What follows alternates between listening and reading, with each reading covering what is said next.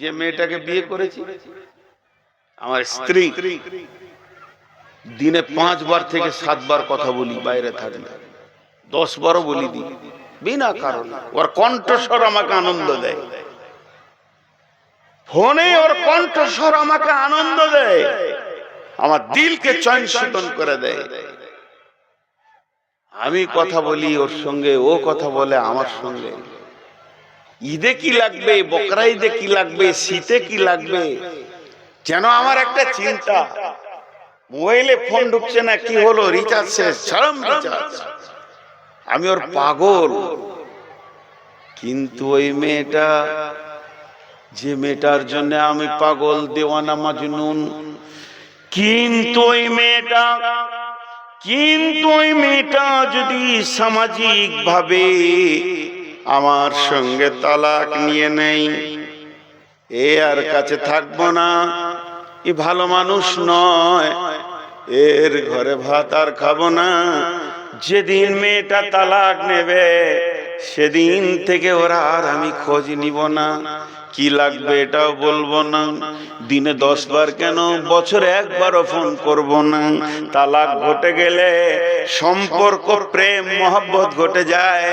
বিশ্ব নবী বলছেন উম্মতদেরকে, উম্মতেরে লা তাতরুকান্না সলাতা মাকতুবাতান মুতাআম্মিদান ফাইন্না মান তারাকা সলাতা মাকতুবাতান মুতাআম্মিদান ফাকাত বারিয়াত মিনহু জিম্মাতুল্লাহ।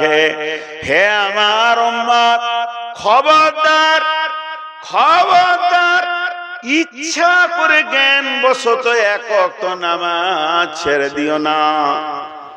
যে ব্যক্তি ইচ্ছা করে জ্ঞান বশত 1টা ওয়াক্ত নামাজ ছেড়ে দেবে, আল্লাহর সঙ্গে বান্দার সম্পর্ক কেটে যাবে। যেমন তালাক হয়ে গেলে স্বামী স্ত্রী সম্পর্ক থাকে না, ওইভাবে আল্লাহ বান্দা সম্পর্কটা কেটে যাবে। এরা হাজার কাঁদবে, দোয়া কবুল হবে না।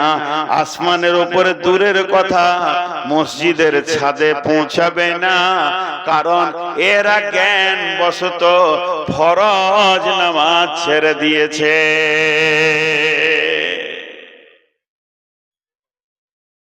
হায় আল্লাহ! বিশ্ব নবী যখন অন্তিম শয্যায় শুয়ে আছেন, এইবার ট্রান্সফারটা নেবে, মাত্র 3 সেকেন্ড কি 5 সেকেন্ড এই জগৎ থেকে ওই জগৎ যাবে জানটা। 2টি কথা বলেছিলেন, একটা বলেছিলেন আসসালাত আসসালাত আসসালাত, আরেকটা বলেছিলেন ইয়া রাফিকাল আলা, ইয়া রাফিকাল আলা, ইয়া রাফিকাল আলা। কারণ 2 জনকে 2টা কথা বলেছেন।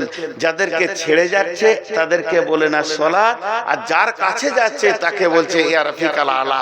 আল্লাহর কাছে যেছে এই জন্য বলছে, হে আমার উচ্চ পর্যায়ের বন্ধু, সব থেকে দামি বন্ধু, তুমি সব থেকে উচ্চ পর্যায়ের বন্ধু, এটা আল্লাহকে শোনালো। আর যাদেরকে ছেড়ে যাচ্ছে এদেরকে বলে গেল আসসালাত। মানে একটা রশি তোমাকে দিলাম, তুমি ফারাক্কার নদীর ব্রিজে যদি পড়েও যাও বাংলাদেশ ঢুকবে না, খালি রশিটা যদি ধরে থাকতে পারো তো ইনশাআল্লাহ কুল কিনারা তুমি পাবে।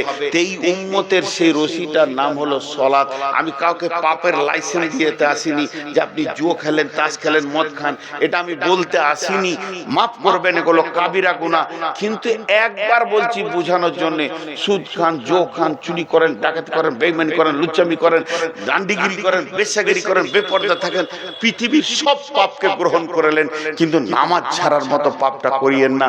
ওইটা ধরে থাকেন, আল্লাহ আপনাকে টানবেই টানবেই টানবেই টানবেই, কুল কিনারা একবার পাবেনি।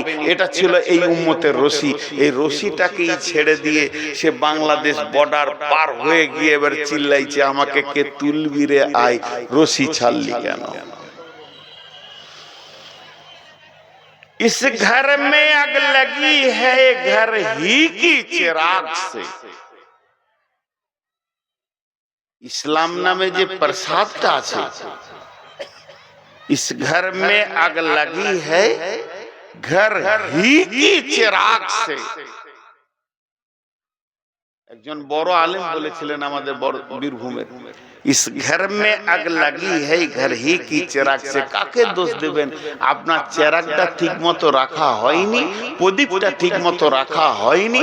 এই প্রদীপটা উল্টিয়ে গিয়ে কেরোসিন তেল মেখে গোটা ঘর দাও দাও করে জ্বলছে।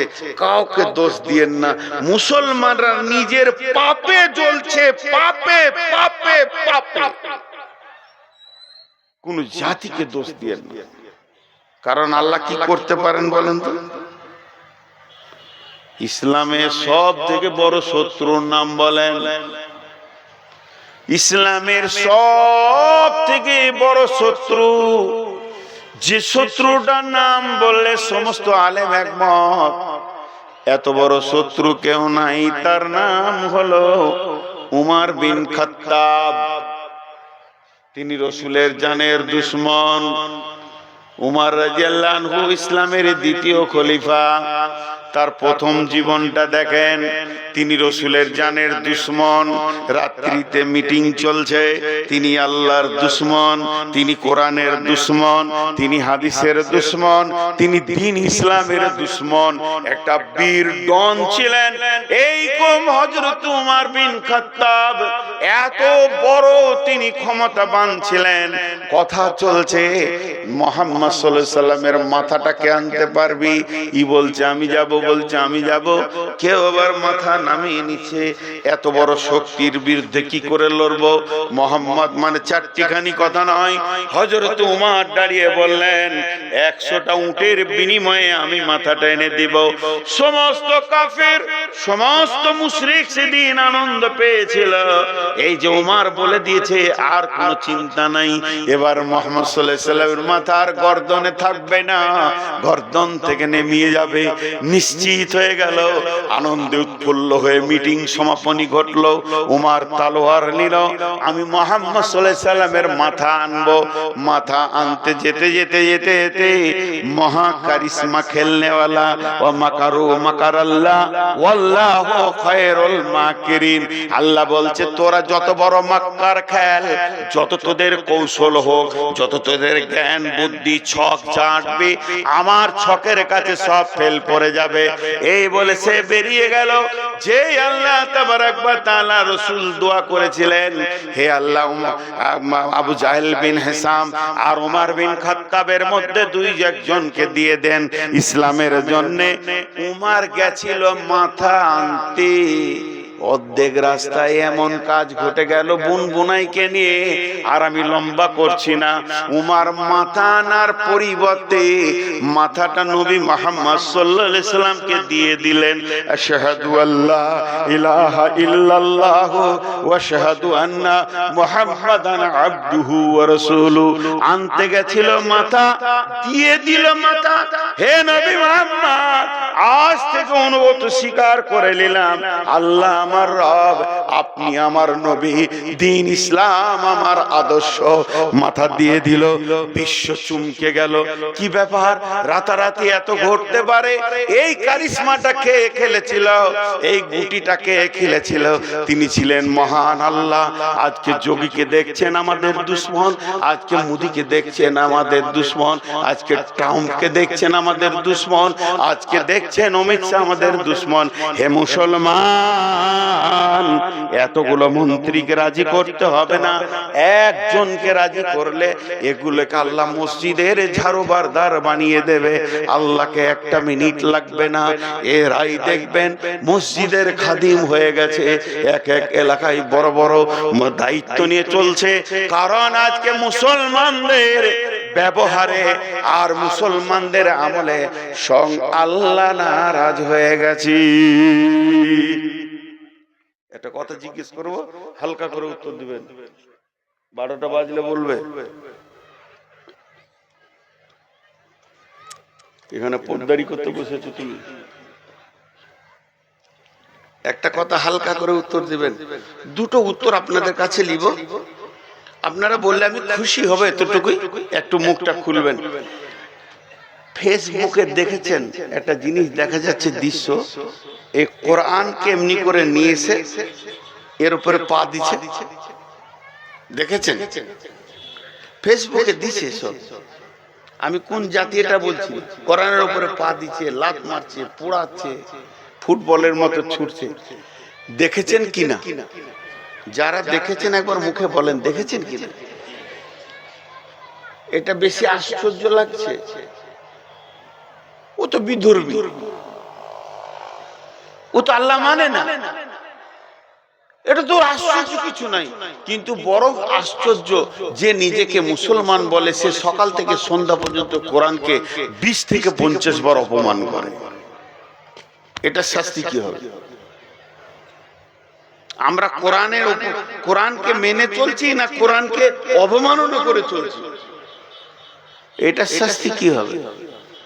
ও যে পা দিয়েছে, ওর কাছে দিনের আলো পৌঁছায়নি, এই জন্য পা দিয়েছে। মুশরিক, ও কাফির, ও মুনাফিক, ও আর কিছু। আর আমাদের কাছে ইসলাম পৌঁছেছে, আলেম উলামা খুতবায় বলছে যে কোরআনের বাইরে একটু চলা যাবে না, আমরা কোরআনের ভিতরে একটু চলি না। কথাটা যুক্তিটা ভুল লাগলো নাকি আপনাদের? বলেন ভুল লাগলো? কোরআন পর্দা ফরজে আইন করেছে, ফরজে আইন। এইরকম রাত্রিতে অবাধ ভাবে নারী বেরিয়ে চলে আসবে ঘর থেকে, পারমিশন করেনি।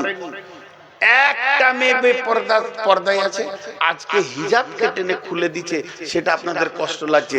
আজকে এরা নিজে থেকে খুলে এসেছে, দিয়ে যুবকদেরকে হাতে করে নিয়ে মেলাতে ঘুরছে। কে পারমিশন দিয়েছে? ওই বিচারটা আগে করব।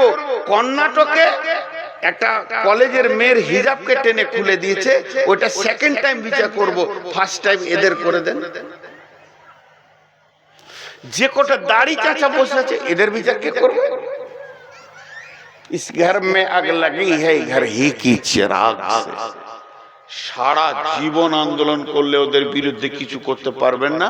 মুসলমানদের পিঠে চামড়া যাবেই যাবে, যাবেই যাবে। কেউ রুখে দিতে পারবে না, কেউ রুখে দিতে পারবে না। এবার আল্লাহ কি বলছেন? বিসমিল্লাহির রহমানির রহিম।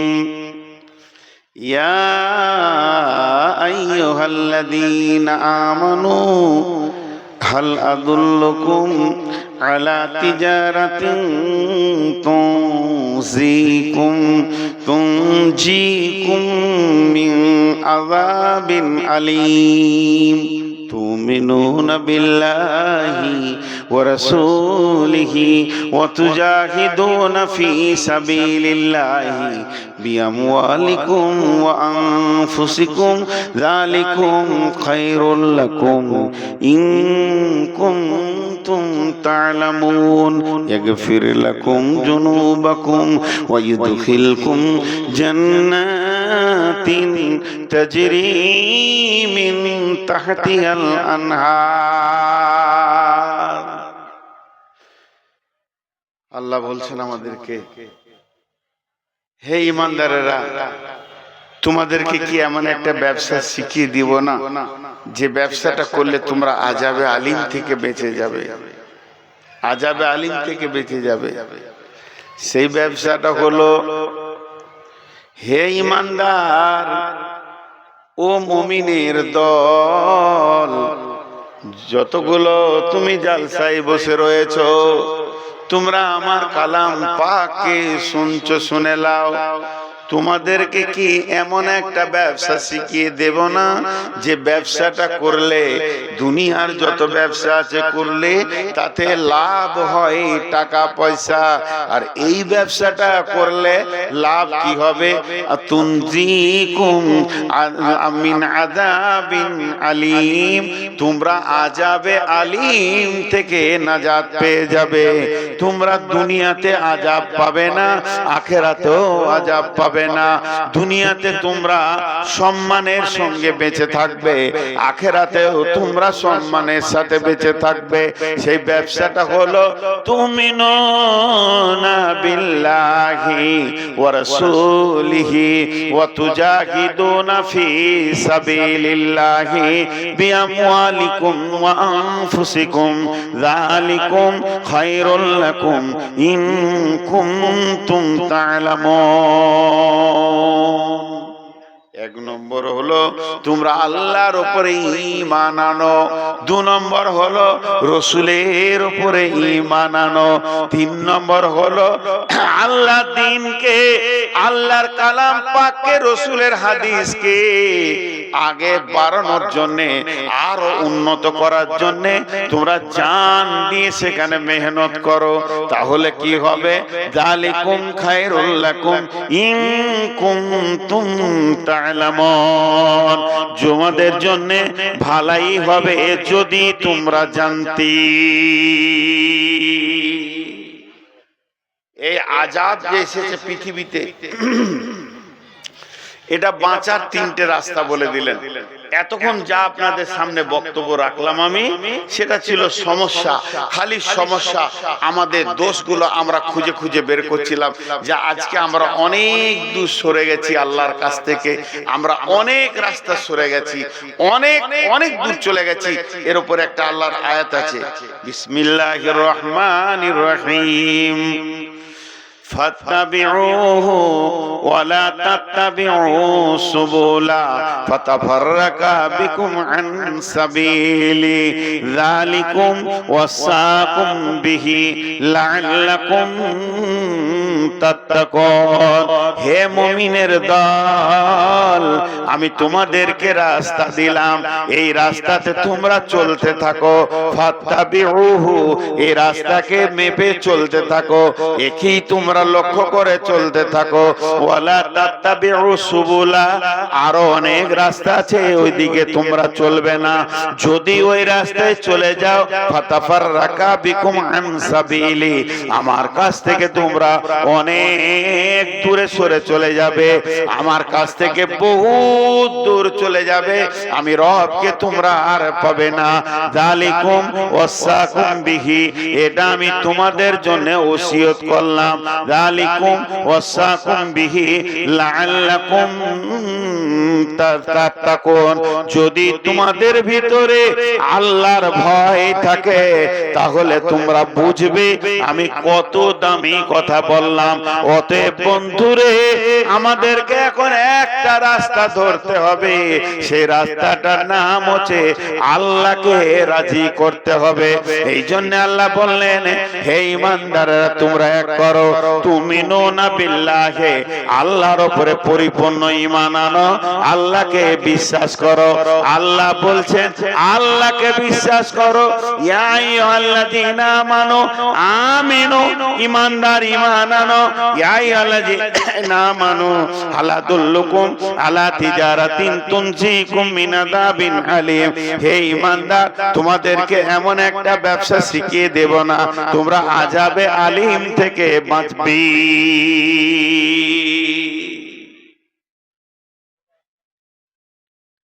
এখানে একটা যুক্তি আছে, একটু ধ্যান দেন, হালকা একটু ধ্যান দেন। আমাকে যদি আপনারা বলেন যে নূর মোহাম্মদ আপনার নামটা কি, প্রশ্ন আসছে না? কথাটা বুঝতে পেরেছেন? আমাকে বলছে নূর মোহাম্মদ আপনার নামটা কি, এটা বলা যাবে? ও তো আমার নাম বলছে, বলছে আপনার নামটা কি। কেমন একটা প্রশ্ন ঢুকছে না? আমাদের ওখানে এক মহিলা, আমার বাড়ির সামনে দিয়ে সব বাস স্ট্যান্ডে যাই, তো মহিলা হন্তদন্ত করে দিয়েছে, ওই ভিখারি মহিলা। তো বলছে বাবা 8টার বাসটা কটায়? ওকে কি বলবো, বাবা 8টার বাসটা কটায়? আরে মা, তুমি তো নিজেই বলছো 8টার বাস, আবার কটায়? তো এই যে একটা প্রশ্ন, কোরআনে একটা প্রশ্ন চলে আসছে। দেখেন আল্লাহ কোরআনে ভাষাটা কেমন, ইয়া আইয়ুহাল্লাযীনা আমানু, এটা কোন মৌলবি বলেনি, এটা কোন মুফতি বলেনি, কোন সাইকুল হাদিস বলেনি, স্বয়ং আল্লাহ বলছেন হে ঈমানদারগণ, ইয়া আইয়ুহাল্লাযীনা আমানু, হে ঈমানদারগণ। আল্লাহ বললেন ঈমানদার। আমি যদি কোন লোককে বলি যে লোকটা ঈমানদার, তো হতেও পারে না পারে, আমি বাহ্যিক দেখে বলছি। আপনি যদি আমাকে ঈমানদার বলেন, হতেও পারে না পারে।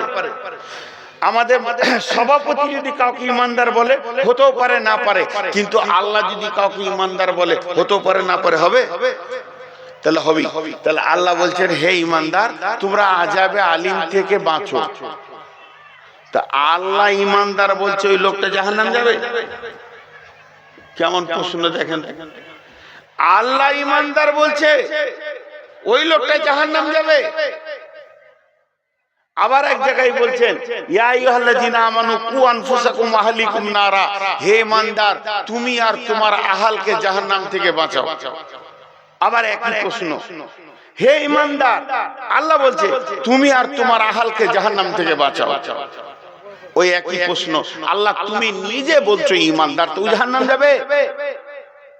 আরেকটা আয়াত আছে ইয়া আইয়ুহাল্লাযীনা আমানু আমিনু, হে ইমানদার ঈমান আনো, হে ইমানদার ঈমান আনো। তো কেমন কথা? একটা উদাহরণ দিলে আপনার বুঝে আসবে, একটা উদাহরণ দিলে আপনার বুঝে আসবে। উদাহরণটা মন দিয়ে শুনেন।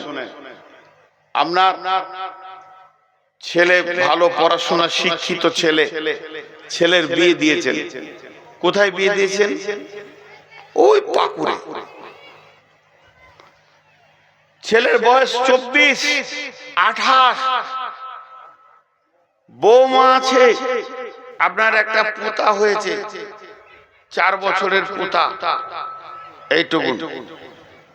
ছেলেটার এখন 28 বয়স। আপনার বাড়িতে গাড়ি আছে, 30 বছর ধরে আপনি গাড়ি চাপেন, 2 চাকা বাইক। ওই ছেলেটা আপনার 8 বছর 10 বছর থেকে বাইক চালাতে শিখেছে, 10 বছর থেকে ভালো বাইক চালাচ্ছে। আজকে 28 বছর বয়স, মানে 18 বছরও বাইক চালাচ্ছে, ভরুম ভরুম ভরুম ভরুম। আপনি ওকে না হলো 18 বছরে যতগুলো মাস হয়, একটা মাসে 20টা করে হুকুম করেছেন। ওই ছেলেটা শুনেছে, আরে বাবা এটা ধুলিয়ে না দিয়ে, আরে বাবা এটা ফারাক্কায় দিয়ে, এই এটা নিয়ে, এই তোর ফুপিকে নিয়ে আমতলা থেকে, তোর খালাকে নিয়ে, তো যা একবার আসতে চাইছে নিয়ে চলে, তোর খালাকে সাথে করে নিয়ে চলে বাইকে করে। এই করছে ও 18 বছর। এখন নতুন বিয়ে হয়েছে, শালার বিয়েতে যাবে, শালার বিয়ে দাওয়াত পেয়েছে যাবে। বাড়ি থেকে বাইকটা বের করে এই রোডের উপরে বাইকটাকে মুছেছে, নিজে বসলো আগে, বহুটাকে বলছে চাপো। সামনে বেটা 4 বছরের চেপেছে, যাবে মামার বাড়ি। এবার স্টার্ট করতে যাবে, তখন মুরব্বী বাপ লাঠিটা হাতে করে টুকটুক করে গিয়ে কোন রকম করে বেটার সামনে বলছে সাবধানে যাস। অন্যায় করেছে বাপ, অন্যায় করেছে, বাপের নামে কেস করতে হবে যে আমি আজকে 18 বছর গাড়ি চালাইছি, তুমি সাবধান বলবে? মানে কেন তুমি সাবধান বলবে? জানো না যে আমি পাকেট ড্রাইভার? আল্লাহ ওর বাপ বলছে বাবা অ্যাক্সিডেন্ট তো অ্যাক্সিডেন্টই, কত বুড়ো ড্রাইভার মরেছে, তুমি সাবধানে যাও। আমার মহব্বতের পোতা আছে, তুমি আছো, আমার বৌমা আছে, যেন বিপদ না হয়। এই সাবধান বলাটা বাপের জন্য দোষ নয়। তেমনি আমার আল্লাহ ইমানদারদেরকে জানে ইমানদার, ইমানদারদেরকে জানে ইমানদার। আমার ইমানদার জান্নাতে যাবে এটা আল্লাহ জানে, তারপরেও সাবধানতা দিচ্ছে, ইমানদার তুমি সাবধান হয়ে যাও। তাহলে কতটা পরিমাণের ঈমান আনলে ওই সাবধানতা গ্রহণ করবে। আর আল্লাহ কত হৃদয় থেকে ভালোবাসলে সাবধান করবে ইমানদেরকে। তাই আল্লাহ তাবারাক ওয়া তাআলা বলছেন হে ইমানদার তোমাদেরকে এমন একটা ব্যবসা শিখিয়ে দেব যাতে করে তোমরা আযাব আলিম থেকে বেঁচে যাবে। সেটা হলো তুমিনুনা বিল্লাহ, মানে আল্লাহর উপরে পরিপূর্ণ ঈমান আনো। কেন পরিপূর্ণ ঈমান আনো? তাহলে একটা কথা আল্লাহর বলি, বিসমিল্লাহির রহমানির রহিম, ওয়াদাল্লাহুল্লাযীনা আমানু মিনকুম ওয়া আমিলুস সলিহাতি লা ইস্তাকলিফান্নাহুম ফিল আরদি কামা ইস্তাকলাফাল্লাযীনা মিন ক্বাবলিকুম। আল্লাহ তাবারাক ওয়া তাআলা ঈমানদারদের সঙ্গে ওয়াদা করছে, হে ঈমানদার, লালমাটির যত মুসলমান আছিস, ফারাক্কা ধুলিয়ান এলাকার মুসলমান, আমি রব তোদের সঙ্গে ওয়াদা করলাম। ওয়াদা ওয়াদা ওয়াদাল্লাহুল্লাযীনা আমানু, আল্লাহ ঈমানদারদের সঙ্গে ওয়াদা করলেন, ওয়া আমিলুস সলিহাতি, তোরা ভালো আমলে ঢুকে যা। যখনই তোরা ভালো আমলে ঢুকে যাবি, প্যান্ডেলে ঢুকে যাবি, তোদের গায়ে বৃষ্টি লাগবে না। তার মানে আমি বলছি তোরা ভালো আমলে যখনই ঢুকে যাবে, লাভ কি হবে শুনেলে, লা ইয়াস্তাকলিফান্নাহুম ফিল আরদি, এই ভারতবর্ষের নেতৃত্ব তোরা করবি, তোদের হাতে নেতৃত্ব তুলে দিব, কামাস্তাকলাফাল্লাযিনা মিন কাবলিকুম, যেমন তোদের পূর্বপুরুষের উপরে নেতৃত্ব দিয়েছিলাম। বলে দিলে কে দিয়েছিল? 30,000 সাহাবী, 30,000 সাহাবী মাত্র। আরেকবার বলছি, মাত্র 30,000 সাহাবী রোম সম্রাটকে দখল করেছে। রোম পারস্য বৃহত্তর দুটো ভারতবর্ষ লাগবে, এত বড় দেশ। সেই দেশে যে বাদশা ছিল হারকিস, ওর মাথার বিগার ছিল, ওর বিগার কি, পৃথিবীতে আমার থেকে কাউকে শক্তিতে বড় হতে দিব না। ওর অনেক গোয়েন্দা ছাড়া ছিল, ওর কানের কাছে এসে ফিসির ফিসির করতো, রাজা মশাই কি শুনেছেন খবর, বলো, ধুলিয়ানে আপনার থেকে বড় মস্তান আছে, এই মারতো রাখা, পিটা দেখো পিটে ওখানটা এলাকাটালে। এই ছিল ওর কাজ, এই দেশটাকে পিটা, ওই দেশটাকে পিটা। বিরাট সাম্রাজ্যের মালিক, এরই ভিতরে ওর কানে কে ফুস করে বলে দিয়েছে, সম্রাট কি হলো, মাতাল তো। মদিনাতে একটা নেতা এসছে, ওকে কেউ পারছে না। মদিনাতে কি করে ও? আগে ছাগল টাগল চড়াতো, এখন নিজেকে নবী বলছে, যে যেতে সেই লাভ খেছে। তখন এর মাথা বিগালে, চলো ধর পিটা, নবী মোহাম্মদকে পিটাবে। হায় রে খেপা, ঝগড়া করছি ভাইয়ের সাথে করগা, 11,000 তারে হাত দিতে গেছিস, তুই ফুটে যাবি, ওকে ধর। এই কথাটা রাসূলুল্লাহ সাল্লাল্লাহু আলাইহি ওয়াসাল্লামের কাছে পৌঁছে গেল যে রোম সম্রাট এবার মদিনার উপর আক্রমণ করবে। 1900 কিলোমিটার রাস্তা, এখন তো রোড, আগে ছিল পাহাড় আর মরুভূমি, তাহলে 1900টাকে 3 দিয়ে গুণ করতে হবে, পাহাড়ে উঠো নামো, পাহাড়ে উঠো নামো, 1900 কিলোমিটার রাস্তা। আল্লাহ রসুল সাহাবীদেরকে বললেন, চলো বেরিয়ে চলো, জাগো মুসলিম জাগো, বেরিয়ে চলো। সাহাবীরা বেরিয়ে গেলেন। মুনাফিকরা বলতে, যেও না, যেও না। কেন?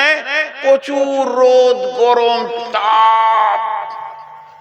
আল্লাহ বললেন ওদেরকে বলে দাও, এর থেকে জাহান্নামের আগুন বেশি গরম। সাহাবীরা বেরিয়ে গেলেন। 30,000 সাহাবী 1.5 লক্ষকে, যেমন বাঘ ময়দান থেকে ভেড়াকে তেড়ে দেয়, তেড়ে দিয়ে গোটা সাম্রাজ্যটাকে দখল করে নিল। একজন সাহাবী জেরুজালেম জয় করেছে, 30টা সাহাবী বাহরাইন জয় করেছে। এই কথাটা আল্লাহ আয়াতে বলছে, লা ইয়াস্তাকলিফান্নাহুম ফিল আরদি, তোদের হাতে খিলাফতি দিয়ে দেব জমিনের, তোদের হাতে চাবিটা আমি দিয়ে দিব এই জমিনের, তোরা যা করবি তাই হবে। কামাস্তাকলাফাল্লাযিনা মিন কাবলিকুম, যেমন তোদের পূর্বপুরুষেরা এক একটা সাম্রাজ্যকে জয় করেছে, তোরাও জয় করবি। শর্তটা হলো কি? শর্তটা হলো ব্যালটে আমাকে ভোট দে না, ইভিএম এ আমাকে টিপ না, ব্যালট লাগবে না, ইভিএম লাগবে না, শুধু আমাকে রাজি করবি ভালো আমল দিয়ে। গাঁজাটা ছাড়, মদটা ছাড়, জুয়াটা ছাড়, বেপরদাগি ছাড়, লুচ্চামি ছাড়, লাফাঙ্গিরি ছাড়, গুটকা ছাড়। এখন যতগুলো বেটা ছেলে দেখবেন এগুলো টিপেন, ঘেরোয়াল মাঠে যেমন মুখে গু থাকে, এদের গুটকা আছে, গুটকা কথাবার্তা তোতলা, ওরা ফের আমাকেই মুসাফা করতে আসে। আমার দুঃখ গন্ধ নিতে পারি না গুটকা। হ্যাঁ, শেষ হয়ে গেল এ জাতি, শেষ হয়ে গেল। এদের জিবে হালাল দোয়াও পর্যন্ত আল্লাহর কাছে কবুল হবে না। আজকে আমরা শেষ হয়ে গেছি। খুব আফসোসের কথাগুলো আজকে বলছি। আল্লাহ একটা রাস্তা দিয়ে দিলে, এটা কর, সব পরিষ্কার করে নে। কাদ আফলাহা মান যাক্কাহা ওয়া কাদ খাবা মান দাসাহা। তুই পরিষ্কার পরিচ্ছন্ন থাকবি তো বেঁচে যাবি, আর নোংরামি থাকবি তো তুই ফেঁসে যাবি। রাজি নাই। হাজি ভাই একবার জিজ্ঞেস করলে অন্যায় হবে নাকি? মাপ চেয়ে জিজ্ঞেস করছি, যার যার মুখে গুটকা আছে হাত তুলেন তো। তাই তুলে ও অত খ্যাপা আছে, আমি খ্যাপা বলি জিজ্ঞেস করে ফেলেছি। একটা গেল। 2 নম্বর সমস্যা, পাপাচারী, অভ্যন্তরকারী, সীমালঙ্ঘনকারী, সবথেকে বড় পাপীর মতো সমস্ত মানুষের অন্তর হয়ে যায় এবং তারা যদি পাপ করে আল্লাহ তাআলার রাজত্বে বিন্দু মাত্র ঘাটতি হবে না, আল্লাহ তাআলার রাজত্বে বিন্দু মাত্র কমতি হবে না। তাহলে ইবাদত করলে লাভ টাকা, যে ইবাদত করবে তার, আমি ইবাদত করব আমার লাভ, আপনি ইবাদত করবেন আপনার লাভ, ইবাদত করবেন না আপনার ক্ষতি হবে। সুতরাং বিখ্যাত হাদিস রাসূল সাল্লাল্লাহু আলাইহি ওয়াসাল্লাম বলেছেন, মান ক্বালা সুবহানাল্লাহি ওয়া বিহামদিহি ফি ইয়াউমিন মিয়াতা মাররা হাত্তা খাতায়া ওয়া ইন কানাত মিসলা সাবাদিল বাহর, যে কেউ দিনে 100 বার সুবহানাল্লাহি ওয়া বিহামদিহি পাঠ করবে তার গুনাহ সমূহ মিটিয়ে দেওয়া হবে, যদিও তা সমুদ্রের ফেনা পরিমাণ হয়। সুবহানাল্লাহি ওয়া বিহামদিহি 100 বার পড়তে খুব কষ্ট লাগবে, আত্মা প্রশান্তি লাভ করবে, আপনার গুনাহ সমূহ মোচন হয়ে যাবে, মিটে যাবে। তবে জেনে রাখবেন এই সব গুনাহ ছোট ছোট গুনাহ, যদি ছোট গুনাহ না থাকে বড় গুনাহগুলো হালকা হবে, আর বড় যদি গুনাহ যদি থেকে থাকে তাহলে এর জন্য একাগ্র চিত্তে বিশুদ্ধ অন্তঃকরণে আল্লাহ তাআলার কাছে তওবা করুন। কাউকে যদি মেরেছেন, কাউকে যদি আঘাত দিয়েছেন, কাউকে যদি কষ্ট দিয়েছেন, কারো যদি ধন সম্পদ আত্মসাৎ করেছেন, সেই দিন আসার আগেই আপনি পরিশোধ করে দিন, তাদের কাছ থেকে ক্ষমা চেয়ে নিন। ধন সম্পদ আত্মসাৎ করেছেন, ফেরত দিয়ে দিন। সুপ্রিয় ভ্রাতৃবৃন্দ, ভগবান, যেদিন আর কোনো স্বর্ণ মুদ্রা থাকবে না, যেদিন আর কোনো স্বর্ণ মুদ্রা থাকবে না, আপনার পাওনাদারদের পাওনা মিটানো হবে, আপনার নেকিকে দেখে সেই দিন করুণ পরিণতি হবে। অতএব সেই দিন আসার আগে আপনি সতর্ক হয়ে যান। সুপ্রিয় ভ্রাতৃবৃন্দ, ভগবান, আজকে মানুষ আমরা পাপাচারে জড়িয়ে পড়ছি, এর অন্যতম কারণ হলো যে আমাদের সঠিক জ্ঞান নেই, সঠিক জ্ঞান নেই।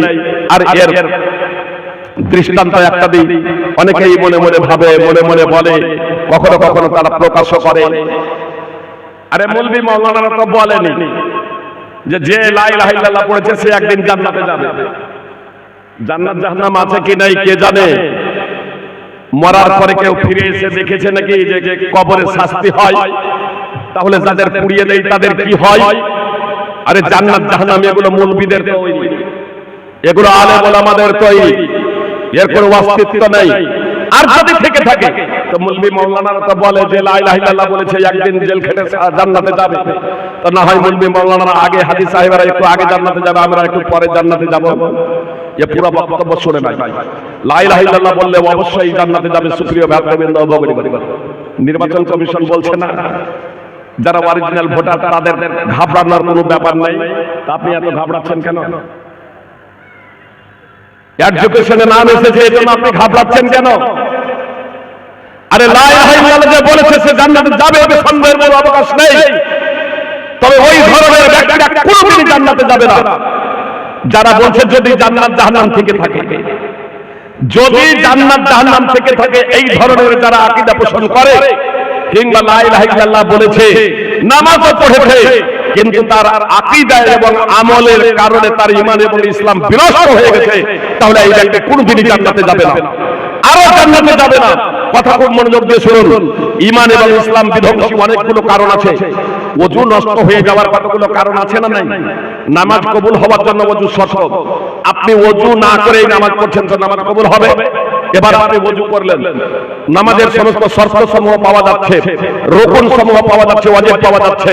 উলামায়ে কেরামকে জিজ্ঞেস করবেন যে ওযু করে আমি নামাজকে যথাযথভাবে মুহাম্মদ সাল্লাল্লাহু আলাইহি ওয়াসাল্লামের পদ্ধতিতে আদায় করলাম, সবাই বলবে যে হ্যাঁ আপনার নামাজ হয়ে গেছে। আপনি নামাজ ওযু করেছেন, আর ওযু করার পরে ওযু বিনষ্ট হওয়ার আপনার কারণ সংঘটিত হয়ে গেছে। যেমন আপনার বায়ু নির্গত হওয়া ওযু বিনষ্ট হয়ে যাওয়ার একটা কারণ, উটের মাংস খাওয়া ওযু বিনষ্ট হয়ে যাওয়ার কারণ। আপনি ওযু করেছেন, আর তারপরে উটের মাংস খেয়েছেন, বা আপনার বায়ু নির্গত হয়েছে, আর তারপরে আর ওযু না করে, পুনরায় ওযু না করে আপনি এবার আল্লাহু আকবার বলে নামাজে দাঁড়িয়ে গিয়েছেন, আপনি উলামায়ে কেরামকে জিজ্ঞেস করুন যে উটের মাংস খেয়ে বা ওযু করার পরে বায়ু নির্গত হয়েছে, আমি মুহাম্মদ সাল্লাল্লাহু আলাইহি ওয়াসাল্লামের পদ্ধতিতে কিন্তু নামাজ আদায় করেছি, আমার নামাজটা হবে কি? সমস্ত উলামায়ে কেরাম বলবেন যে না, আপনার নামাজ হয়নি। বলবেন যে আগে তো বললেন যে ওযু করে নামাজ যদি আদায় করা হয় তাহলে নামাজ হয়ে যাবে, তো আমি তো ওযু করেই করেছি, তাই না? কিন্তু ওযু যে বিনষ্ট হওয়ার কারণ সংঘটিত হয়েছে, অনুরূপভাবে ঈমান এবং ইসলাম বিনষ্টকারীর বিষয় রয়েছে। উলামায়ে কিরাম আপনার কোরআন এবং হাদিসকে মন্থন করে 10টি বড় বড় আপনার উল্লেখ করেছেন। নামাকুল ইসলাম ঈমান বিনষ্টকারী বিষয়সমূহ বলে আজকে মার্কেটে বই পাওয়া যাচ্ছে, আরবিতে প্রচুর বইপত্র রয়েছে, উর্দুতে রয়েছে, আলহামদুলিল্লাহ আজকে বাংলাতে এই বইপত্র আপনার বের হয়ে গেছে, আপনারা সেটা অধ্যয়ন করবেন। তার মধ্যে একটা হচ্ছে আল ইরাদ আন দীনিল্লাহ, আল্লাহর দ্বীন থেকে বিমুখ হওয়া। ঈমান বিনষ্টকারী বিষয়ের মধ্যে 10 নম্বরে যাকে উল্লেখ করা হয়েছে আল ইরাদ আন দীনিল্লাহ, আল্লাহর দ্বীন থেকে বিমুখ হওয়া। আল্লাহর দ্বীন থেকে বিমুখ হওয়ার তাৎপর্য কি? ওয়া হুয়া লা ইয়াতাআল্লামুহু ওয়া লা ইয়ামালু বিহি। আল্লাহর দ্বীন থেকে বিমুখ হওয়ার তাৎপর্য হলো যে আল্লাহর দ্বীনকে শিখে না, আল্লাহর দ্বীন সম্পর্কে জ্ঞানার্জন করে না, আল্লাহর দ্বীনের প্রতি আমল করে না। সুপ্রিয় ভাই এবং বোন, কথা খুব মনোযোগ দিয়ে শুনবেন। আপনি ছেলে মেয়ে মানুষ করেছেন, আপনি ছেলে মেয়ের জন্ম দিয়েছেন, আল্লাহকে তার পরিচয় সম্পর্কে আপনি জানালেন না, মুহাম্মদ সাল্লাল্লাহু আলাইহি ওয়াসাল্লামকে এটা জানালেন না, ইসলাম কি এ সম্পর্কে আপনি জ্ঞান দিলেন না, আপনি শুধু জেনারেল শিক্ষায় শিক্ষিত করে চলেছেন। সুপ্রিয় ভাই এবং বোন, আপনার ছেলে মেয়ে সাবালক এবং সাবালিকা হয়ে গিয়েছে, আপনি কি জানেন আপনার ওই সুন্দর ছেলে মেয়েটাকে আপনি কি করেছেন? আপনি নিকৃষ্ট সৃষ্টিতে পরিণত করেছেন। বলবেন যে কি বলছেন সাইদি সাহেব? যে এটা আমি বলছি না, আল্লাহ তাআলা সমগ্র মানব জাতিকে দুটো শ্রেণীতে বিভক্ত করেছেন। আল্লাহ তাআলা বলেন ইন্নাল্লাযীনা কাফারু মিন আহলিল কিতাবি ওয়াল মুশরিকিনা ফী নারি জাহান্নাম খালিদিনা ফীহা উলাইকা হুম শাররুল বারিয়া। নিশ্চয় কিতাবীদের মধ্যে যারা কুফরি করেছে এবং যারা আল্লাহর সাথে বংশীদার সাব্যস্ত করে, তারা জাহান্নামের আগুনে স্থায়ীভাবে থাকবে। এরাই হলো নিকৃষ্ট সৃষ্টি। নিকৃষ্ট সৃষ্টি কারা? যাদের মধ্যে দুটো গুণ থাকবে, দুটো গুণের মধ্যে একটা গুণ যথেষ্ট। এক কুফরি করবে, আল্লাহ তাআলাকে অস্বীকার করবে, বা আল্লাহ তাআলার অস্তিত্বে বিশ্বাস করবে কিন্তু আল্লাহ তাআলার সাথে অংশীদার সাব্যস্ত করবে। আল্লাহ তাআলার অস্তিত্বে বিশ্বাস করবে কিন্তু আল্লাহ তাআলার কিছু বিধানকে মানবে আর কিছু বিধানকে প্রত্যাখ্যান করবে। এই ধরনের ব্যক্তি যদি হয় তা আল্লাহ বলছেন এরা জাহান্নামের আগুনে স্থায়ীভাবে থাকবে। এরা হলো নিকৃষ্ট সৃষ্টি। তারপরে আল্লাহ তাআলা বলছেন সূরা বাইয়ানার 6 নম্বর আয়াতে আর 7 নম্বর আয়াতে সূরা বাইয়ানার আল্লাহ তাআলা বলছেন ইন্নাল্লাযীনা আমানু ওয়া আমিলুস সালিহাতি উলাইকা হুম খায়রুল বারিয়া। আল্লাহ তাআলা বলেন নিশ্চয়ই যারা ঈমান এনেছে এবং সৎকর্ম করেছে এরাই হলো সর্বোৎকৃষ্ট সৃষ্টি। সর্বোৎকৃষ্ট সৃষ্টি হওয়ার জন্য মুসলিম ঘরে জন্মগ্রহণ করাটা শর্ত নয়। কথা খুব মনোযোগ দিয়ে শুনুন। সর্বোৎকৃষ্ট সৃষ্টি হওয়ার জন্য, সব থেকে ভালো মানুষ হওয়ার জন্য, সব থেকে ভালো মানুষ হওয়ার জন্য মুসলিম ঘরে জন্মগ্রহণ করাটা শর্ত নয়। শর্ত কি? ঈমান এবং সৎকর্ম। এই ঈমান এবং সৎকর্ম এই দুটো হলে আপনার সর্বোৎকৃষ্ট মানুষ হওয়ার জন্য, ভালো মানুষ হওয়ার জন্য আপনার অন্যতম শর্ত। আর ঈমান আনয়নের জন্য অন্যতম শর্ত হলো জ্ঞান অর্জন করা। সুতরাং আল্লাহ তাআলা যে বলেন ওয়াল আসর ইন্নাল ইনসানা লাফি খুসর, সময়ের শপথ, নিশ্চয়ই সকল মানসিক ক্ষতির মধ্যে রয়েছে, সকল মানসিক ক্ষতির মধ্যে রয়েছে ইল্লাল্লাযীনা আমানু ওয়া আমিলুস সালিহাতি ওয়া তাওয়াসাউ বিল হাক্কি ওয়া তাওয়াসাউ বিস সবর। তবে তারা ক্ষতির মধ্যে নেই যাদের মধ্যে 4টি গুণ আছে। নম্বর 1 ঈমান, নম্বর 2 সৎকর্ম, নম্বর 3 হক তথা ইসলামের একে অপরকে উপদেশ, নম্বর 4 ধৈর্য ধরা হয়ে একে অপরকে উপদেশ। প্রথম নম্বর ঈমান, এটি প্রথম বৈশিষ্ট্য।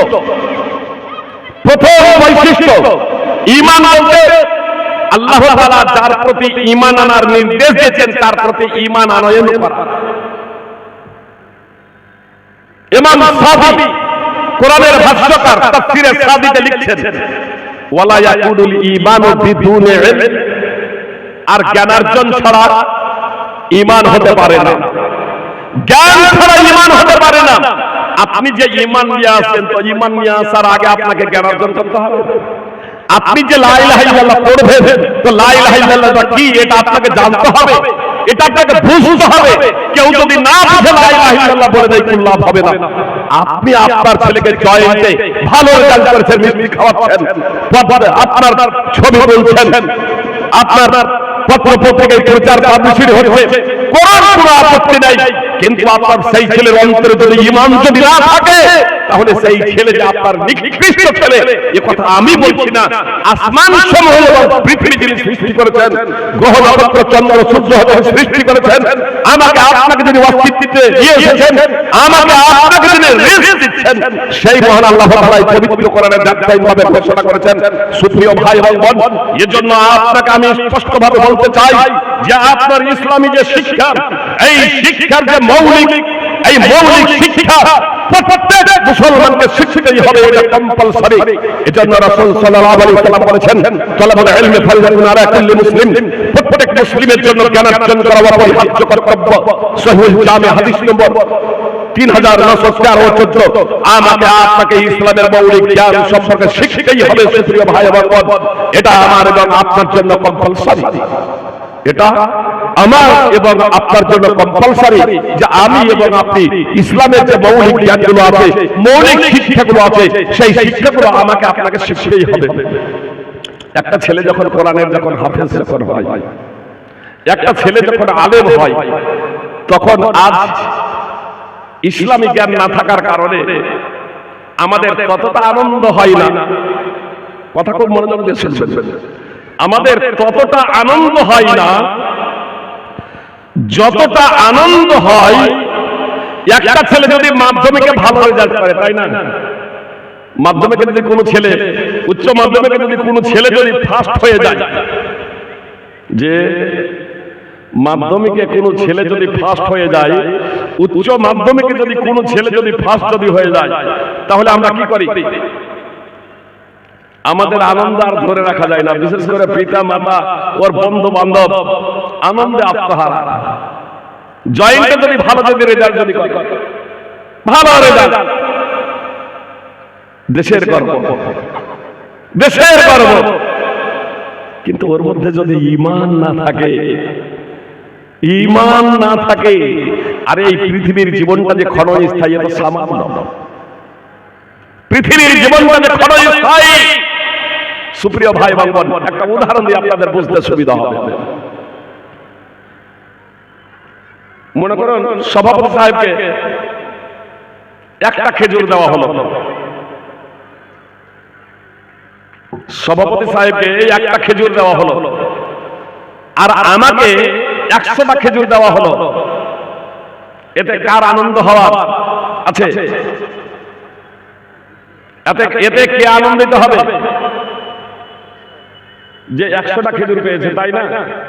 100টা। এবার দুইজনকে বলা হলো উত্তপ্ত লোহার কড়াইয়ে দাঁড়িয়ে কিন্তু তোমাদেরকে খেজুর খেয়ে শেষ করতে হবে।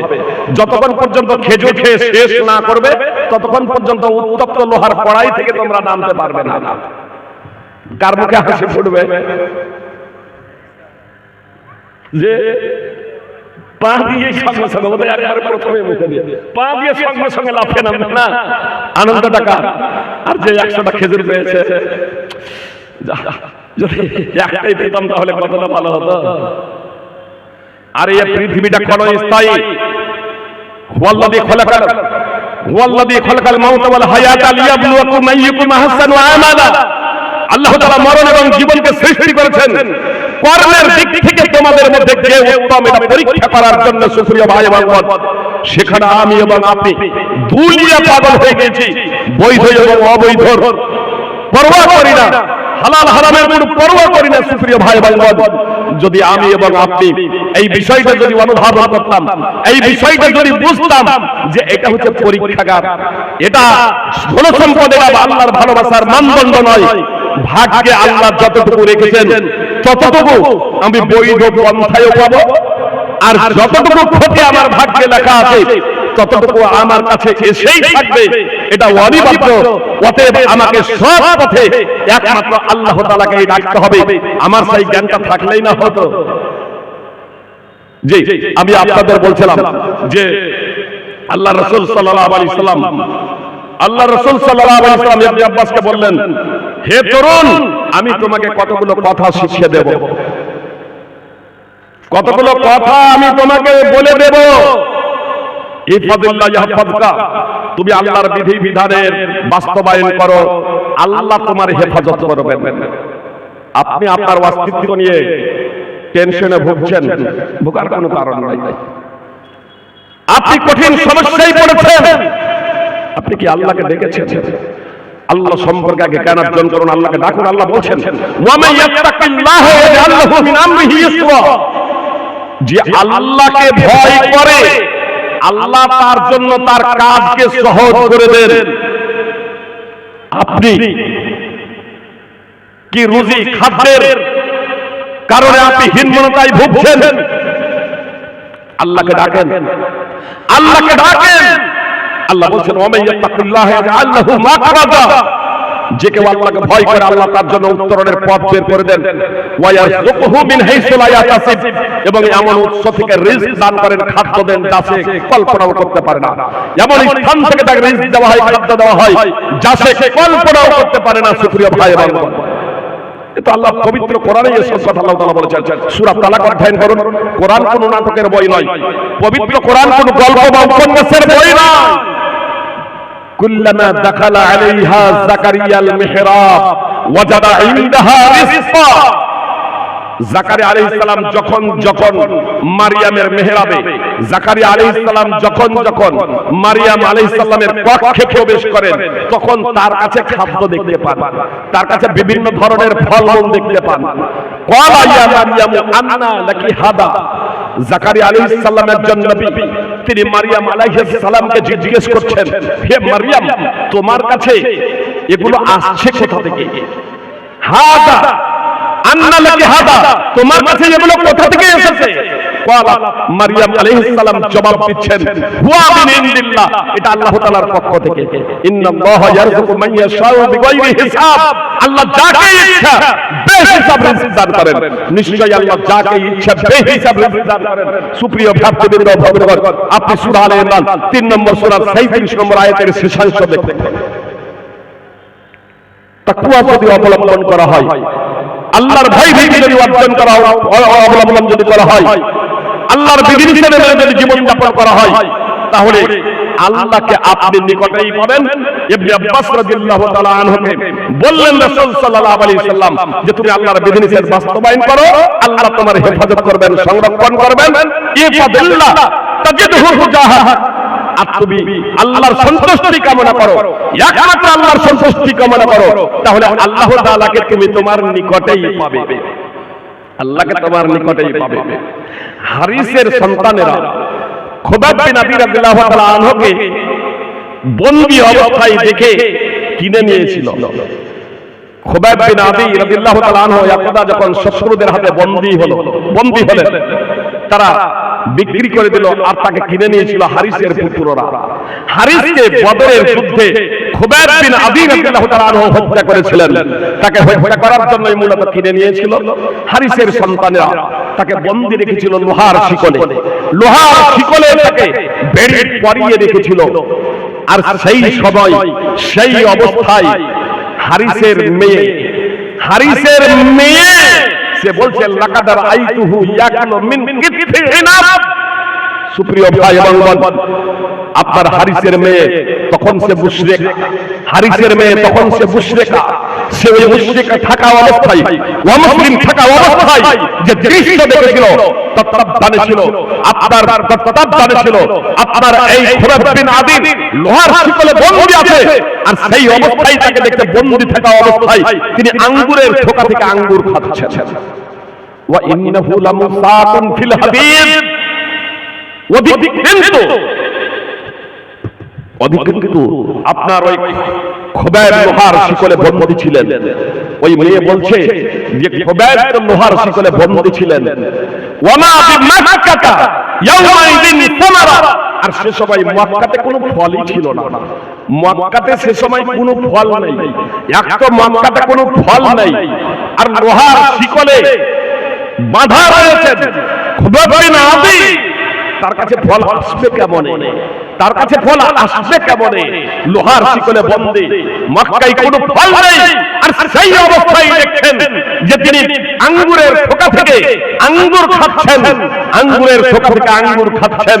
হারিসের মেয়ে ওয়া মুসলিমা সে বলছে মা কানা ইল্লা রিজকুন রাযাকাহুল্লাহ, এটা আল্লাহর পক্ষ থেকে প্রদত্ত রিজক। পরবর্তীতে ওই হারিসের মেয়ে ইসলাম কবুল করেছিলেন। সহিহ বুখারী হাদিস নম্বর 4086, ফতুল বারী সহ দ্রষ্টব্য। সুপ্রিয় ভ্রাতৃবৃন্দ ও ভগ্নীগণ, আল্লাহকে যে ভয় করে আল্লাহ তাআলা এমন উৎস থেকে তাকে রিজক দান করেন, এমন জায়গা থেকে রিজক দান করেন, খাদ্য দেন যা সে কল্পনাও করতে পারে না। তো ইবনে আব্বাস রাদিয়াল্লাহু তাআলা আনহুকে রাসূল সাল্লাল্লাহু আলাইহি সাল্লাম বললেন, একমাত্র আল্লাহর সন্তুষ্টি কামনা করবে তো আল্লাহকে তুমি তোমার নিকটেই পাবে। ইদা সাআলতা ফাসআলিল্লাহ, আর যখন চাইবে আল্লাহর কাছে চাইবে। ওয়া ইদা ইসতাআনতা ফাসতাইন বিল্লাহ, আর যখন সাহায্য চাইবে আল্লাহর কাছে সাহায্য চাইবে। ওয়া লামান্নাল উম্মাতা লাবিজতামাত আলা আন ইয়ানফাউকা বিশাইইন লা ইয়ানফাউকা ইল্লা বিশাইইন কাদ কাতাবাহু আল্লাহু লাক। জেনে রাখো, উম্মতের সকলে সমবেত হয়ে তোমার যদি এমন কোন উপকার করব মনে করে যা তোমার ভাগ্যে লেখা নাই, যা তোমার কপালে লেখা নাই, তাহলে সকলে মিলে তা করতে পারে না, সকলে মিলে তা করতে পারে না। ওয়ালা বিস্তামাউ আলা আন ইয়াদুরুকা বিশাইইন লাম ইয়াদুরুকা বিশাইইন কাদ কাতাবাহু আল্লাহু আলাইক। আর উম্মতের সকলে মিলে যদি তোমার এমন কোন উপকার, এমন কোন ক্ষতি করব মনে করে যা তোমার ভাগ্যে লেখা নাই, তাকদীরে লেখা নাই, কপালে লেখা নাই, তাহলে তারা তা করতে পারে না। রুফিয়াতিল আকলাম, কলম উঠিয়ে নেওয়া হয়েছে। ওয়াজাফাতিস সুহুফ, আর পাণ্ডুলিপি শুকিয়ে গিয়েছে। সুপ্রিয় ভ্রাতৃবৃন্দ ও ভগ্নীগণ, অত্র হাদিসটি সুনান তিরমিজি হাদিস নম্বর 2516, মুসনাদ আহমদ হাদিসটি রয়েছে। আমি আপনাদেরকে স্পষ্টভাবে বলতে চাই যে আপনি জেনে বুঝে ইমানদার হন, মুসলমান হন, জ্ঞানার্জন করুন, আপনার ইলম উঠে যাবে, জেনে রাখবেন। আজকে আমরা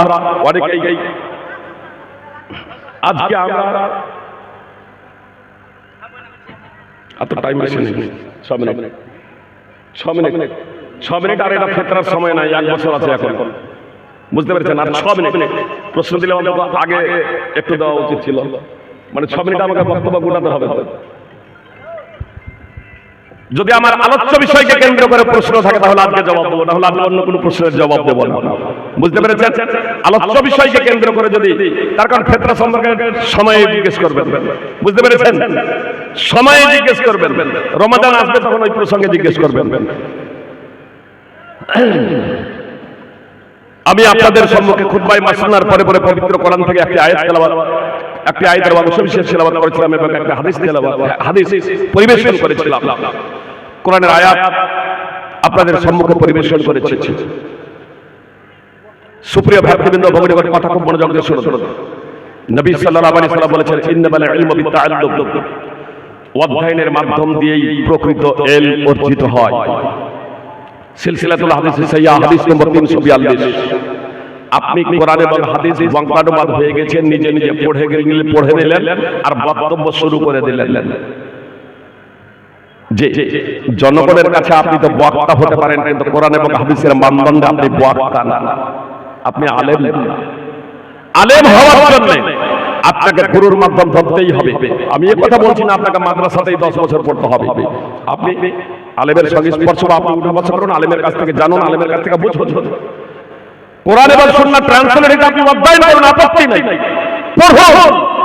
যেখানে সমস্যা এবং জটিলতা আসবে সেই সব জায়গাতে এবার আলেমকে অবশ্যই জিজ্ঞাসা করতে হবে। নিজে নিজেই আপনার গবেষণার ইজতিহাদ আপনার চলবে না, অন্যথায় আপনি বিভ্রান্ত হয়ে যাবেন, বিভ্রান্ত হবেন, এটাই স্বাভাবিক। আব্দুল্লাহ বিন আমর বিন আস রাদিয়াল্লাহু তাআলা আনহু সূত্রে বর্ণিত, তিনি বলেন, আমি রাসূল সাল্লাল্লাহু আলাইহি ওয়াসাল্লামকে বলতে শুনেছি, নিশ্চয়ই আল্লাহ তাআলা ইলমকে ছিনিয়ে নেবেন না, ইলমকে ছিনিয়ে নেবেন না যে তিনি বান্দাদের থেকে ইলমকে একবার উঠিয়ে নেবেন, বরং ইলমকে উঠিয়ে নেবেন ওলামাদের উঠিয়ে নেওয়ার মাধ্যমে। যারা আলেম, দিনের যারা আলেম, এই দিনের আলেমকে উঠিয়ে নেওয়ার মাধ্যমে, অর্থাৎ দিনের আলেম, বড় বড় আলেম যখন এদের যখন মৃত্যু যখন হয়ে যাবে, ভালো ভালো আলেম এদের যখন মৃত্যু হয়ে যাবে, তো এর মাধ্যম দিয়ে আল্লাহ তাআলা ইলমকে উঠিয়ে নেবেন। হাত্তা ইযা লাম ইউবকি আলেমা, আর অবশেষে যখন কোনো আলেম বাকি থাকবে না। এখন দেখছি না বক্তব্য রাখার অনেকেরই শখ, দুটা চারটা লাইন পড়ছে আর বক্তব্য রাখতে শুরু করে দিচ্ছে, আর হাজারো জায়গাতে ফোন। জনগণ তো আমরা তো জানি না, মনে ভাবছে কোরআন আর হাদিসের রেফারেন্স দিলেই মনে হয় বক্তা হওয়া যায়, প্রশ্ন করলে জবাব দিলেই মনে হয় বক্তা হওয়া যায়। জি, অত সহজ নয়। যারা বক্তব্য রাখছেন, আমি বৃদ্ধাচরণ করছি না, আমি তাদের বলতে চাই, ভালোভাবে যে বিষয় নিয়ে 10 মিনিট কথা বলবেন, তো এই 10 মিনিট প্রথমত আলেম ওলামার সংস্পর্শে থেকে আলেম ওলামাদের কাছে জিজ্ঞেস করে আপনি ভালোভাবে আগে সেই সম্পর্কে জ্ঞান অর্জন করুন, সেই বিষয়টা ভালোভাবে অবগত হয়ে যান, তারপরে অন্যকে বলুন সেই বিষয়ে, বলুন যে বিষয়ে ভালোভাবে জ্ঞান অর্জন করেছেন। আর প্রত্যেক মুসলমানকে বলবো যে আপনারা নিজেদের ছেলে মেয়েকে প্রথমত ইমানদার বানান, ইমানদার বানান। আর ইমানদার বানানোর জন্য আপনাকে ইসলামী শিক্ষা দিতেই হবে। এটা আপনার জন্য ফরজ যে আপনি আপনার ছেলে মেয়েকে ইসলামের মৌলিক শিক্ষা দেবেন, এটা আপনার জন্য আল্লাহ তাআলা কম্পালসারি করে দিয়েছেন। সুপ্রিয় ভাই এবং বোন, তো মুহাম্মদ সাল্লাল্লাহু আলাইহি ওয়াসাল্লাম বললেন, যখন কোনো আলেম বা অবশিষ্ট থাকবে না, যখন কোনো আলেম বাকি থাকবে না, ইত্তাকাদার নাস রুসান জুহালা, তখন লোকেরা জাহেলদেরকে নেতা বানাবে, জাহেলদেরকে নেতা বানাবে। ফাসুহিলু ফাসুইলু, আর ওই জাহেলরা জিজ্ঞাসিত হবে, ফাআতাউ বিগাইরি ইলমিন, আর না জেনে শুনে তারা ফতোয়া দেবে। ফাদাল্লু ওয়াদাল্লু, তারা নিজেরাও পথভ্রষ্ট হবে, অন্যকেও পথভ্রষ্ট করবে। সহিহ বুখারী হাদিস নম্বর 100 এবং 7307, সহিহ মুসলিম হাদিস নম্বর 2673। সুপ্রিয় ভাই এবং বোন, একটা স্টেজে মদিনা ইউনিভার্সিটি থেকে ডক্টরেট, মানে দেশে 10 বছর হয়তো পড়ছেন, 8 বছর 10 বছর পড়ছেন, মদিনাতে গিয়ে তারপরে আবার 4 বছর পড়ছেন, যে তারপরে মাস্টার ডিগ্রি করছেন 4 বছর, তারপরে আবার 4 বছর করে ডক্টরেট অর্জন করছেন। সেও স্টেজে থাকছে, জনগণ ভাবছে ইনি প্রশ্নের জবাব দেওয়ার অধিকার রাখেন না, ওদের প্রশ্নের জবাব দাতা হচ্ছে আলাদা। একটা সাধারণ মানুষকে আপনি প্রশ্ন করবেন, বিভ্রান্ত হবেন, এটা স্বাভাবিক। সেই যুগেই কি আমরা অবস্থান করছি না? জাহেলদেরকে নেতা বানাবে আর তাদেরকে ফতোয়া জিজ্ঞেস করবে, আর তারাও না জেনে ফতোয়া দেবে। আল্লাহ আমাদের হেফাজত করুক। সুপ্রিয় ভাই এবং বোন, আমি আপনাদেরকে এই কথা বলতে চাচ্ছি যে আপনাদের এলাকায় বিভিন্ন জায়গায় অনেকেই ভাবে যে এত মাদ্রাসা কেন? সুপ্রিয় ভাই এবং বোন, আপনার স্কুল কলেজ ইউনিভার্সিটি সরকারি এত থাকা সত্ত্বেও, এত থাকা সত্ত্বেও আবার আপনার গ্রামে গ্রামে একাধিক নার্সারি স্কুল, প্রাইভেট স্কুল গড়ে ওঠেনি। সেই শিক্ষাটা যত বড় কম্পালসারি না, সেই শিক্ষা প্রত্যেক মুসলমান শিখুন, কোনো আপত্তি নেই, ইসলাম বাধা প্রদান করে না, শিক্ষা বলে। কিন্তু যে শিক্ষাটা আপনার আমার জন্য কম্পালসারি, সেই শিক্ষাটা হলো ইসলামের মৌলিক শিক্ষা। আল্লাহর সম্পর্কে আপনাকে জ্ঞান অর্জন করতে হবে, রাসূল সাল্লাল্লাহু আলাইহি ওয়াসাল্লামকে আপনাকে জ্ঞান অর্জন করতে হবে, ইসলাম সম্পর্কে আপনাকে জানতে হবে। আপনার ইসলামের মৌলিক বিষয়গুলো অবশ্যই আপনাকে জানতে হবে, আপনার ছেলে মেয়েকে জানতে হবে, প্রত্যেক মুসলমানকে শিখতে হবে। তাহলে বলুন এবারকার যে আপনার যে নার্সারি আছে, প্রাইভেট স্কুল আছে, তার থেকে বেশি আপনার মাদ্রাসা হওয়া দরকার না? দরকার নয়? আমাদের প্রত্যেক ছেলে মেয়ে মুসলমানদের যদি আমরা কম্পালসারি করে দিই, আমি কম্পালসারি করছি এমনটি না, স্বয়ং আল্লাহ এবং তার রাসূল সাল্লাল্লাহু আলাইহি ওয়াসাল্লাম কম্পালসারি করে দিয়েছেন, সেটাকে যদি বাস্তবায়ন করি তাহলে আমাদের আরো প্রতিষ্ঠানের প্রয়োজন। সুপ্রিয় ভাইবৃন্দ, অতএব আসুন, এইসব মাদ্রাসা আছে বলে এখনো ঈমান মিটমিট করে চলছে, এখনো হক ও বাতিলের মাঝে পার্থক্য নির্ণয় করতে সক্ষম হচ্ছি। সৌদি আরবে একটাও বৃদ্ধাশ্রম খুঁজে পাবেন না। বাংলাদেশ, ভারত, পাকিস্তান বিভিন্ন জায়গাতে বৃদ্ধাশ্রম, যে অন্যান্য দেশে আপনি বৃদ্ধাশ্রম পাবেন, সৌদি আরবে একটাও বৃদ্ধাশ্রম নেই। আলেম ওলামার, কোন আলেম ওলামার পিতামাতা আপনার বৃদ্ধাশ্রমে একটাও পাবেন না। কিন্তু মাস্টার, ডাক্তার, ইঞ্জিনিয়ার, ব্যারিস্টার, উকিল, নেতা, মন্ত্রী এদের আছে না? নেই। কেন? পরিশেষে এই কথাই বলবো, আসুন আমরা একটু সজাগ হই, সচেতন হই।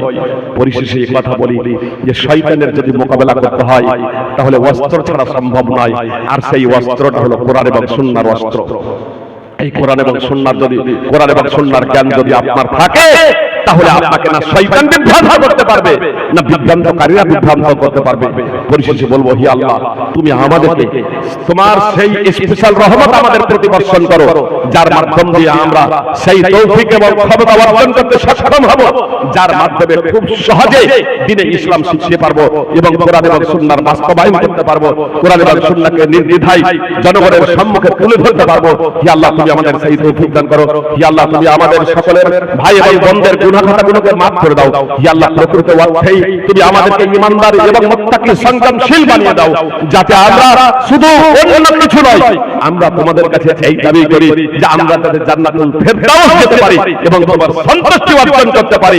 এটাই আমাদের এক নম্বর কামনা। হি আল্লাহ, তুমি আমাদের কামনা বাসনা পূর্ণ করো। আমিন। আকুলু কওলি হাযা আস্তাগফিরুল্লাহ ওয়া লাকুম ওয়া লিসাইরিল মুসলিমিন। আসসালামু আলাইকুম ওয়া রাহমাতুল্লাহি ওয়া বারাকাতুহু।